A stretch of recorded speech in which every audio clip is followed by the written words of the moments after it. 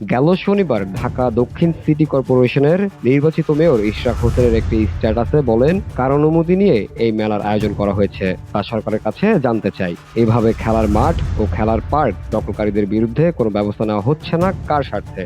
দেশে ফিরে জনগণকে সাথে নিয়ে এর বিরুদ্ধে কঠোর আন্দোলন গড়ে তুলব। ইশরাক হোসেনের স্ট্যাটাস প্রশাসনের নজরে আসার পরপরই গেন্ডারিয়া থানার আইনশৃঙ্খলা বাহিনী পুলিশ কর্মকর্তা এসে মেলাটি বন্ধ করার নির্দেশ দেয়। মেলা মূলত আসলে এখানে ওইভাবে চালুই হয় নাই। সিটি কর্পোরেশনের অনুমোদন না থাকার কারণে মেলাটা হতে পারে না।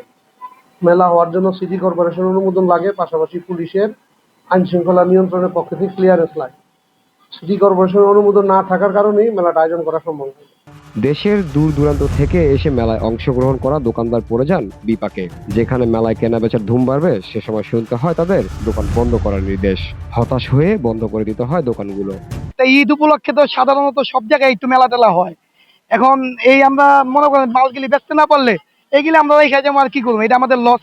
মেলা তো আজকে থেকে বলা ছিল যে আজকে থেকে উদ্বোধন হবে, ঠিক আছে, কাগজপত্র আজকে থেকে পাইবে, ঠিক আছে।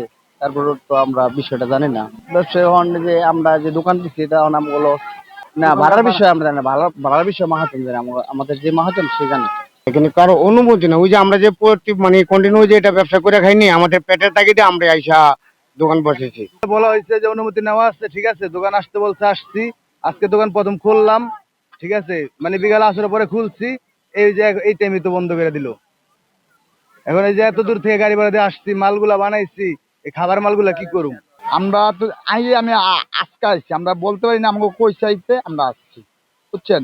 মনে করলাম যাক মেলা হইব, এই জায়গায় বহুদিনে আমি মেলা করছি, এই জায়গায় ভালো বেচা কিনি হয়, তার জন্য আসছি, বুঝছেন।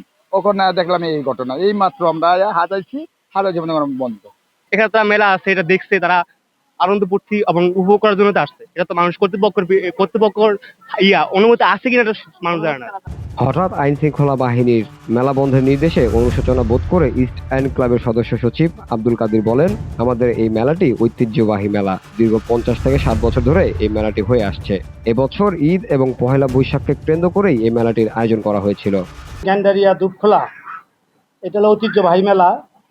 এটা প্রায় 50 থেকে 60 বছর পূর্বে থেকে এই মেলাটা হয়ে আসছে। আমরা বিগত দিনে এই মাঠ সংস্কারের জন্য এখানে মেলা হতো না, যেহেতু মাঠের সংস্কার হয়ে গেছে, আমরা এবারই ঈদ এবং পয়লা বৈশাখ উপলক্ষে ইস্টার্ন ক্লাব কর্তৃক আয়োজিত আমরা এই মেলাটা শুরু করছি।